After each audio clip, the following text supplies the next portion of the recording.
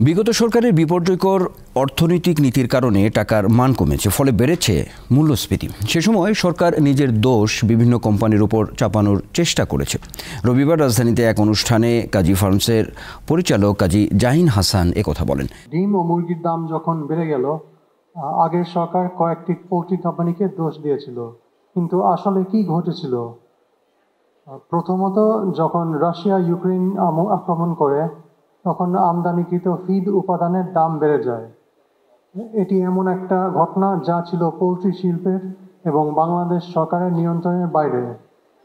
দ্বিতীয়ত, টাকার ডিপ্রিসিয়েশনের কারণে $1 মূল্য 86 টাকা থেকে হয় 120 টাকা। বিগত সরকারের বিপর্যয়মূলক ইকোনমিক পলিসির কারণে এই ডিপ্রিসিয়েশন হয়। বাংলাদেশ ব্যাংকের একটি প্রকাশনা আছে, মান্থলি ইকোনমিক ট্রেন্ডস। এতে মানি সাপ্লাই বা অর্থ সরবরাহ পরিসংখ্যান প্রকাশ করা হয়। মানি সাপ্লাই মানে নগদ এবং ব্যাংক জমা আমানতের যোগফল। আগের সরকারের সময় মানি সাপ্লাই দ্রুত বৃদ্ধি পায়, অর্থ সরবরাহ বৃদ্ধির কারণে টাকার ডিপ্রিসিয়েশন হয়েছে। বাংলাদেশ ব্যাংকের পরিসংখ্যানে দেখা যায় গত সরকার কত দ্রুত মানি সাপ্লাই বাড়িয়েছিল। মানি সাপ্লাইয়ের একটি পরিসংখ্যান হলো M2 বা ব্রড মানি। 2020 সালের জুন মাসে M2 ছিল 13.7 লাখ কোটি টাকা। 2023 সালের জুন মাসে M2 ছিল 18.9 লাখ কোটি টাকা। মাত্র 3 বছরে মানি সাপ্লাই বেড়েছিল 5.2 লাখ কোটি টাকা। 16টি পদ্মা সেতুর নির্মাণের জন্য এই টাকা যথেষ্ট। একটি সরকার যখন বৃহৎ রাজস্ব ঘাটতির মধ্যে সুদের হার কম রাখে, তখন অর্থনীতিবিদরা বলবেন সরকার টাকা ছাপাচ্ছে। টাকা ছাপানোর ফলে কারেন্সি ডিপ্রিসিয়েশন ঘটবেই। কারেন্সি ডিপ্রিসিয়েশন ঘটলে মূল্যস্ফীতি ঘটবেই। আগের সরকারের মন্ত্রীরা স্বীকার করেননি যে তাদের নীতির কারণে মূল্যস্ফীতি হয়েছে। তাই তারা মূল্যস্ফীতির জন্য কাল্পনিক সিন্ডিকেটকে দোষ দিয়েছিল। প্রতিযোগিতা কমিশন কয়েকটি পোল্ট্রি কোম্পানির বিরুদ্ধে কারসাজি করার অভিযোগ এনেছে। এসব অভিযোগ ভিত্তিহীন। সরকারের হয়রানির কারণে পোল্ট্রি খাতে বিনিয়োগের পরিবেশ নষ্ট হয়ে গেছে। এতে ভবিষ্যতে ঘাটতি দেখা যেতে পারে। প্রতিযোগিতা কমিশনে নতুন কর্মকর্তা এসেছেন।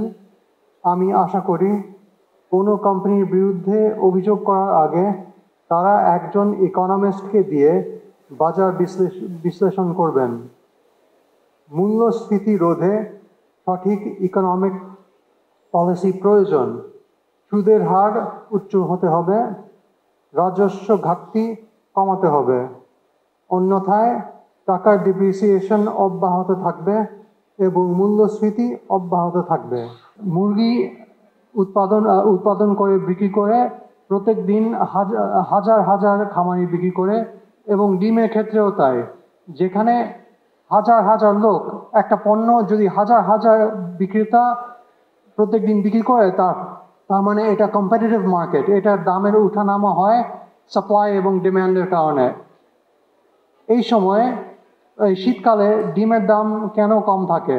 গত বছরও কম ছিল, এখনো কম। কারণ শীতকালে যখন শীতের সবজি বাজারে উঠে ডিমের চাহিদা কমে যায়।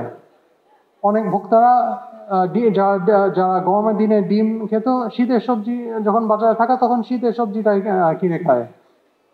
তাছাড়া গ্রীষ্মকালে ডিমের দাম নর্মালি বেড়ে যায় কেন?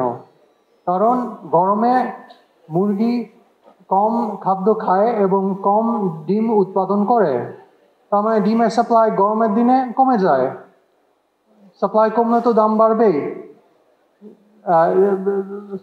এগুলো তো এগ্রিকালচারাল প্রোডাক্ট, তার মানে ফেভারেবল ওয়েদার কন্ডিশনের জন্য প্রোডাকশন ওঠানামা করে, সাপ্লাই ওঠানামা করে।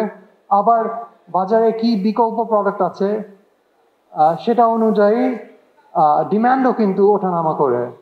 তো যেটা আবার বলবো, ডিম, মুরগি, মাছ এরকম প্রোডাক্ট, এগুলো সব কম্পারেটিভ প্রোডাক্ট। ভেজিটেবলও এগুলোর দাম বাড়ে ডিমান্ড অ্যান্ড সাপ্লাইয়ের কারণে। এটা যদি কোনো ইকোনমিক্সকে জিজ্ঞেস করেন, তারা কিন্তু একই জিনিস বলবে মার্কেট স্টাডি করার পরে। প্রবলেম হলো এত যে এই মামলা হলো, কম্পিটিশন কমিশনে এতগুলো মামলা করেছে, একটা মার্কেট স্টাডি ওরা ঠিক মতো করে নাই। করলে ওরা বুঝতে পারতো যে কাজী ফার্মসের 2022-এ কাজী ফার্মসের ডিমের মার্কেট শেয়ার ছিল 3-4%-এর মধ্যে। একটা কোম্পানির যদি 3% মার্কেট শেয়ার হয় তাহলে তো সে মার্কেট কন্ট্রোল করতে পারে না। এটা শুধু হয়েছে ইনফ্লেশন হচ্ছিল, গভর্নমেন্টের ভুল ইকোনমিক পলিসির জন্য ইনফ্লেশন হচ্ছিল। তখন গভর্নমেন্টের অনেক কর্মকর্তা চেষ্টা করছিল কোথায় কাকে স্কেপগোট করা যায়। আশা করি যে এরকম স্কেপগোটিং ভবিষ্যতে হবে না। মার্কেট মনিটরিং করে তেমন কোনো লাভ হচ্ছে না। বিনিয়োগ বান্ধব পরিবেশ গড়ে তুলতে হবে।